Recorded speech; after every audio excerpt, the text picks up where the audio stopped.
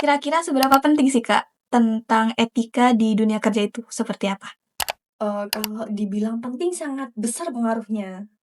Gini sih, di dunia kerja yang nyata, nanti kalau kamu udah terjun, orang pintar tuh pasti banyak orang pintar tuh pasti banyak, tapi akuntan yang jujur, punya integritas, amanah, dan beretika kuat itu jarang. Soalnya kalau kamu nggak punya integritas dan kamu nggak punya etika, kamu pun bisa melangkahi atasanmu.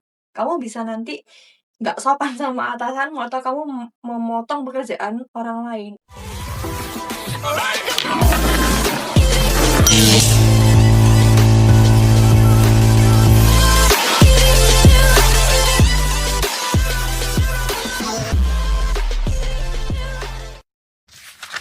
Assalamualaikum warahmatullahi wabarakatuh.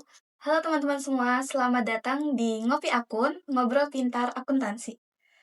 Di sini tempat kita ngobrol santai terkait dunia akuntansi, karir, bisnis, dan pengalaman langsung oleh para praktisi yang keren-keren. Nah, jadi bukan cuma soal teori aja, tetapi juga bagaimana kita mengimplementasikan ilmu itu di dunia kerja. Dan sekarang kita kedatangan tamu yang sangat menarik, yaitu Kak Siti Ainul Mufidah.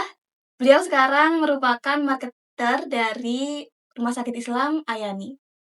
Halo Kak Fida, gimana kabarnya nih Halo, hari ini? Alfi, baik. Gimana kabar kamu juga? Baik juga, Kak. Ini aku manggilnya teman-teman apa namanya di ngopi aku nih ya, Iya, ngobrol itu pintar nama series akuntansi. podcast kita. Oke, baik.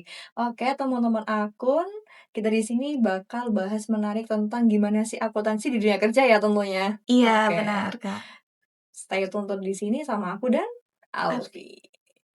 Oke, Kak Fida, jadi sebelum kita ke obrolan utama nih, boleh nggak sih Kak Fida ceritain sedikit ke penonton yang sedang nonton podcast ini tentang siapa sih Kak Fida dengan bahasa yang sederhana mungkin? Oke.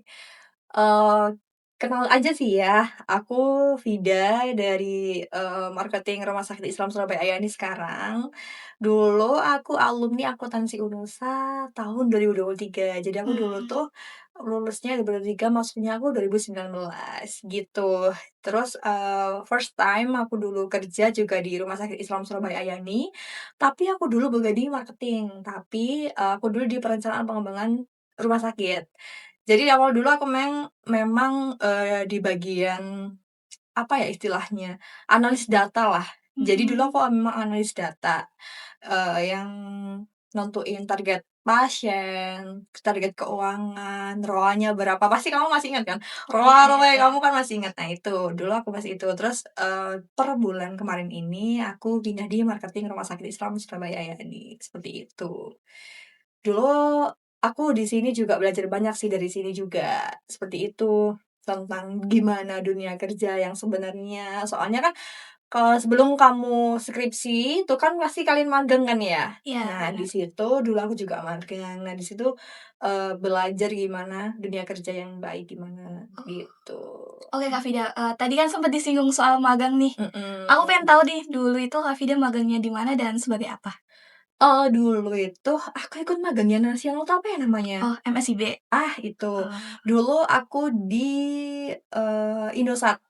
Jadi Oh, dulu kan Indosat. barengan Covid nih aku nih. Iya. Dulu aku magang di Indosat, terus kemudian tapi meskipun daring, tapi kita itu sekelompok sama anak ITS, sama Trisakti, pokoknya yang jauh-jauh ITB bahkan. Aku dulu Mhm. juga satu kelompok itu, jadi kita bikin aplikasi nih. Kita tuh dari beberapa prodi, aku akuntansi, ada yang dari SI, manajemen, bahkan ada yang dari keperawatan. Nah, nanti kita tuh di situ disuruh bikin satu aplikasi lah intinya itu untuk diterapin ke masyarakat dan ngurangin dampak ekonominya gimana, dampaknya gimana, seperti itu. Selain itu, kalau ngomong organisasi nih, emang aku dulu aktif sih, tapi beberapa organisasi aja.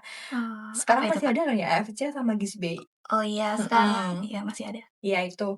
Aku dulu itu pernah, nggak pernah sih yang agak lama lah. Di Hima itu cuma 1 tahun, Oh. tapi untuk yang di AFC sama di GISB itu kan dulu jadi satu ya. Itu aku dulu 1 tahun bendahara, 2 tahunnya sekretaris. Jadi Oh. gimana ya, kalau mindset-ku tuh, kalau kalian magang itu carilah yang nyambung sama nanti prospek kerja kalian. Jadi nggak magang yang kalian datang cuman bantuin fotokopi lah, kalian bantuin ngerapiin Word itu nggak sebegitu kan, soalnya kalian sehari udah bantu ngerapiin itu ya, maksudnya tugas-tugas kalian berhubungan sama itu. Jadi kalau magang itu carilah magang yang bener-bener itu, prospek ke dunia kerja kalian tuh sebanding, gitu. Oh, oke oke, Kak. Menarik ya, dari ceritanya Kak Vida ini ikut beberapa organisasi, terus pengalaman magangnya juga. Nah, mungkin aku mau tanya terkait struggle-nya Kak Vida ini dari transisi yang awalnya data analyst ke dunia marketing itu kira-kira perbedaan job desk kan pasti ada ya? Iya, Nah, bagaimana itu? perbedaan sih emang ya dibilang 360 derajat itu ada pasti. Iya. Soalnya kan awalnya aku hanya ngadep Excel yang aku harus, otak-atik Excel sama beberapa aplikasi juga, langsung aku ke dunia marketer yang aku harus ngomong sama semua orang, gak terkecuali Mmm, siapapun, ya kan? iya. Eee, tapi untungnya di Unusa dulu kan kita juga dibekali nih yang bener-bener Excelnya harus pakai rumus yang ini, belum lagi kamu kalau biasanya dulu pakai aplikasi kan, kayak Accurate, dalam Mahir. perpajakan, ada Mayap juga gitu kan, pastinya itu sedikit banyak itu bermanfaat bagi kita. Nggak cuman yang Excel dasar doang yang tambah satu-satu, enggak. Cuman di situ kita belajar juga gimana rumus yang rumit. Jadi dulu aku Oh, awal itu ya nggak kaget banget sih waktu dunia kerja, soalnya, "Oh ini udah aku pernah nih, udah aku lakuin nih di kampus, jadi nanti pas dunia kerja aku juga nggak kaget," gitu. Struggle-nya sih lumayan ya, cuman mungkin pesanku aja, untuk apa ya, untuk komunikasi sama orang itu kan kita juga ilmunya tuh harus ada kan. Nah, di kampus kan umumnya kalian juga belajar presentasi, kalian belajar organisasi, itu kan juga membantu kalian buat communicated sama orang lain. Kuncinya di situ sih, percaya diri aja. Dan, yang satu lagi tuh, dulu emang aku di-analyze kan aku tidak menghafalkan berbagai produk rumah sakit nih, mmm, sedangkan di marketing sekarang aku harus menghafalkan semua produk tanpa terkecuali. Jadi emang agak beda ya, dulu aku nggak paham apa itu dunia kesehatan dan serta produknya, sekarang aku harus menghafal beberapa penyakit diagnosa itu, beberapa layanan-layanan yang menurut aku asing. Cuman itu mmm. nilai plusnya aku bisa belajar meskipun aku orang akuntansi, tapi di situ aku belajar hal kesehatan, itu sih. Oke, menarik ya, Kak. Jadi, aku juga pernah dengar kalau kita itu nggak bisa Kak, cuma punya satu skill aja. Benar. Jadi kita juga harus menguasai skill yang lain. Mhm. Nah, Kak Vida, aku tertarik tanya satu, apa sih kira-kira menurut Kak Vida, skill yang harus dipunyai oleh mahasiswa agar lebih siap terjun ke dunia kerja? Kalau aku sih ya, skill-nya itu yang penting kamu kompetitif di bidangmu aja. Mmm, Sekarang kan banyak nih, jurusan akuntansi di Jawa Timur apalagi di Indonesia.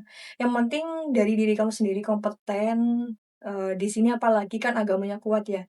Jadi kalian bisa jadi akuntan yang jujur, yang kompeten itu jarang, seperti itu. Dan apa sih namanya, kalau meskipun kamu dari kampus sebesar apapun, tapi kalau kamu tidak kompeten dan kamu nggak percaya diri sama kemampuanmu, itu pasti kamu kegeser sama kampus yang swasta, meskipun swasta, tapi dia punya kompeten. Jadi yang paling penting itu kompeten diri kalian, percaya diri itu aja.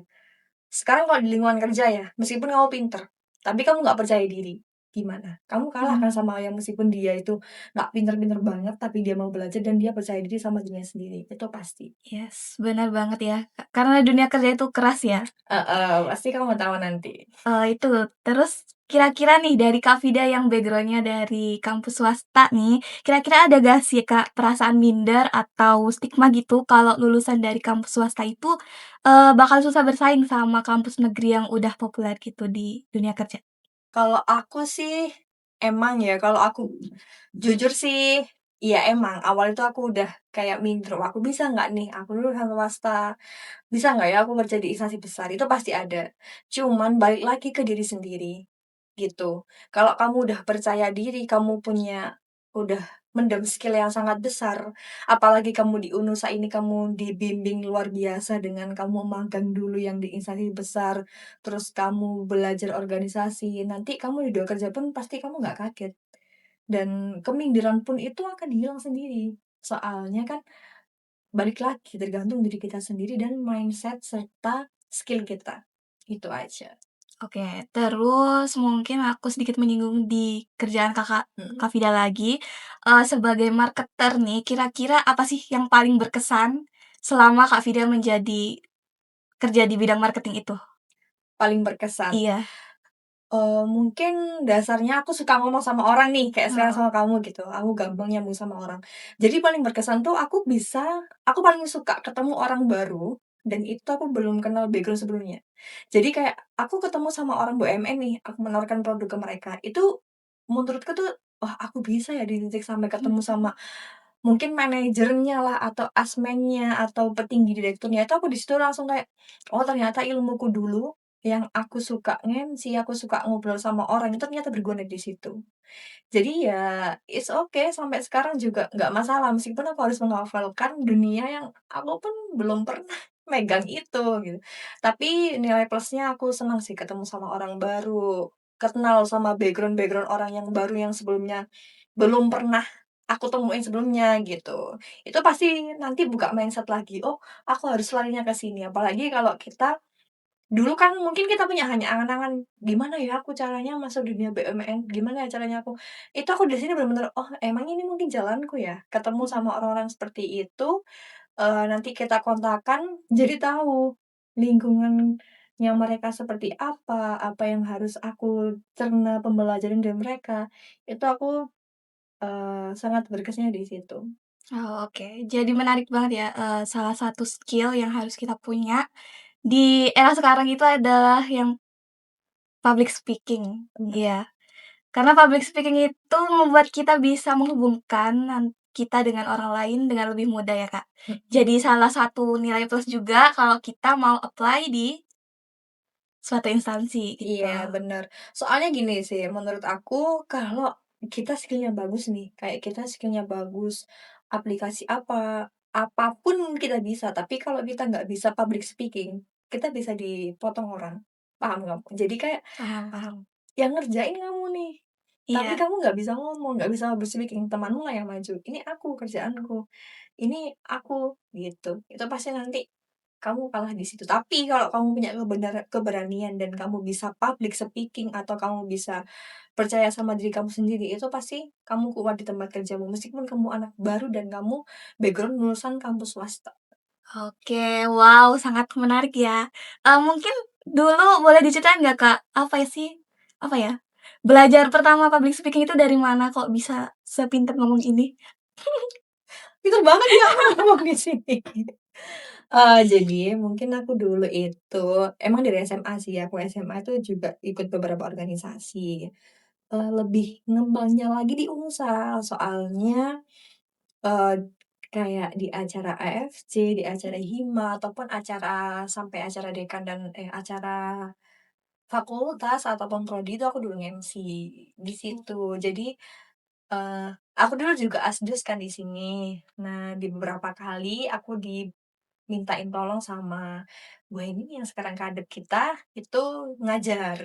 Jadi di situ aku juga belajar ngomong. Ah, Nggak hanya ngomong sama publik yang di depan aja, tapi aku belajar sama temen-temen mahasiswa lainnya. Aku belajar gimana cara mereka nangkep omonganku, aku mendengarkan mereka, keluh kesah mereka, itu di situ aku belajarnya. oke, terus balik lagi ke dunia kerjanya Kak Vida sebagai marketer di rumah sakit nih. Kira-kira, apa sih, Kak, perbedaannya antara marketing rumah sakit sama marketing yang biasa? Gitu. Perbedaannya sih banyak ya kalau dibilang antara soalnya gini, kalau kita marketer hanya produk, produk itu kan sudah ada dan kita tinggal, "Ini loh aku punya HP jenis ini," tapi ada HP-nya kan sudah ada dan itu terbukti bisa dipakai. Sedangkan kalau kita marketer rumah sakit, pertama, kita harus meyakinkan dengan fasilitas yang kita punya. Kedua, kita harus yakinin pasien ini kalau ini nih, dokter ini bagus loh, layanan ini bagus loh, gitu. Tapi kan nanti kalau seumpama experience yang mereka dapatkan nggak sesuai, itu pasti nanti bumerangnya lebih besar. Mhm. Jadi, produk yang aku tawarin itu kan belum tentu ada sih, tapi kan yang kita jual itu experience pasiennya. Jadi kayak bagus apapun itu, kalau kita bikin kesalahan sedikit aja, itu pasti yang dilihat buruknya, sedangkan experience yang didapatkan yang lebih besar nggak kelihatan, seperti itu. Jadi lebih bagaimana kita cara, masuk di mindset orang-orang tersebut aja, gitu. Jadi caranya kita masuk itu lewat mana ya? Kita harus memahami dulu nih instansi ini seperti apa ya jalannya, terus karyawannya seperti apa ya, nanti yang dibutuhin ini layanan apa ya, gitu. Soalnya kan kalau kita jual barang sudah ada tinggal, "Ini kamu mau nggak?" Sedangkan kita kan harus masuk ke mindset-nya dulu, kita harus nata layanannya dulu, kita harus nata gimana nanti alurnya, seperti itu. Dan experience-nya nanti kalau seumpama dapat experience yang tidak sesuai dengan ekspektasinya pasien, kita lagi yang harus menata dari awal. Oke, jadi so complicated ya menjadi seorang Benar, marketing di dunia nomor kesehatan. satu. Iya, kesehatan. Iya, gitu. Oke, Kak, jadi sekarang aku kan, semester 6 ini ada mata kuliah etika bisnis dan profesi ya. Nah, aku tertarik nih tanya langsung ke Kak Vida yang udah bekerja, kira-kira seberapa penting sih, Kak, tentang etika di dunia kerja itu seperti apa? Kalau dibilang penting sangat besar pengaruhnya. Gini sih, di dunia kerja yang nyata, nanti kalau kamu udah terjun, orang pintar tuh pasti banyak. Orang pintar tuh pasti banyak, tapi akuntan yang jujur, punya integritas, amanah, dan beretika kuat itu jarang. Soalnya kalau kamu nggak punya integritas dan kamu nggak punya etika, kamu pun bisa melangkahi atasanmu. Kamu bisa nanti nggak sopan sama atasanmu atau kamu memotong pekerjaan orang lain. Itu etika apa enggak? Enggak Iya. kan? Nah, jadi orang pintar itu pasti banyak, tapi orang yang berintegritas, jujur, amanah itu pasti jalan, dan kamu kalau itu tanamin diri kamu waktu bekerja, itu kamu jadi orang kuat di perusahaan nanti kamu kerja. Dan beruntungnya di Unusa ini kalian ditanamin kan karakter Islam dari awal yang rahmatan lil Alhamdulillah alamin. Jadi alamin. nanti itu semoga jadi pegangan kamu nanti di dunia kerja juga. Nggak hanya pinter, tapi integritas dan jujur kamu pasti kepakai. Oke, bener banget ya, Kak, attitude itu nomor satu. Mhm, Iya. sekarang kan banyak ya orang pinter yang tinggal ngomong doang nih, tapi kalau yang beretika itu pasti jarang. Sekedar minta tolong aja sama teman kamu. Wah, iya benar. Oke, nggak kerasa nih kita udah di penghujung podcast, mungkin dari Kak Vida ada nggak nih, apa, pesan atau wejangan atau tips mungkin untuk mahasiswa akuntansi khususnya dan juga mungkin buat penonton podcast ini, agar mereka lebih semangat dan termotivasi gitu? Kalau motivasi sama jangan jangan ya, soalnya di atas aku pasti masih banyak yang lebih sukses daripada aku ya kan, cuman aku masih tips aja. Eee, yang pertama manfaatin waktu kuliah kalian tuh sebaik-baik mungkin, jangan sampai jadi mahasiswa yang setelah matkul, "Nongkrong yuk, pulang yuk," tanpa ada nilai plusnya. Jadi carilah organisasi yang menurut kalian itu benefitnya banyak untuk prospek kerja kalian, bangun relasi kalian kalau bisa sama dosen-dosen yang punya, yang intinya itu kalian bisa, "Ini bisa nih, aku deketin ibu minta tolong atau buat kerja," gitu. Intinya cari relasi sebanyak mungkin dan ikutilah, apa ya, ikutilah organisasi ataupun kalau bukan organisasi, kalau kamu kumpul sama temanmu, itu ikutin yang ada nilainya atau ada prospek buat kalian, "Oh ini nih bisa tak masukin buat kerja," itu. Sesimpel itu sih. Dan satu lagi, Unusa ini udah memfasilitasi kalian yang sangat luar biasa, mulai dari kalian magang udah ditata, kalian matkulnya sebegitu banyak fasilitasnya, lab-labnya, dosen-dosen yang kompetennya, itu manfaatin. Kalau itu bener-bener kamu masuk di situ dan kamu bisa, ngambil pelajaran dari itu semua, pasti kamu jadi orang kuat dan kamu keterima di instansi besar, gitu. Oke, wow menarik sekali ya tips dari Kak Vida ini boleh kita terapkan di kehidupan kita. Oke, Iya, nggak apa-apa eh, sih, kan kita Gen Z ya kan, iya. Gen Z nggak apa lah kita ngopi sesekali, sekali, 2 kali, tapi carilah ngopi itu dengan relasi. Bahas yang itu menurut kalian tuh ada prospek kerja di kalian ke depannya. Jangan yang cuman ngopi-ngopi, ngasih makan Instagram, pulang, uang kalian habis, gitu. Yes. Kalau bisa, itu nanti kalian cari relasi yang kalau kalian ngopi, pulangnya kalian bawa ilmu. Ya karena menurut aku juga, lingkungan itu sangat penting buat Benar hidup sekali.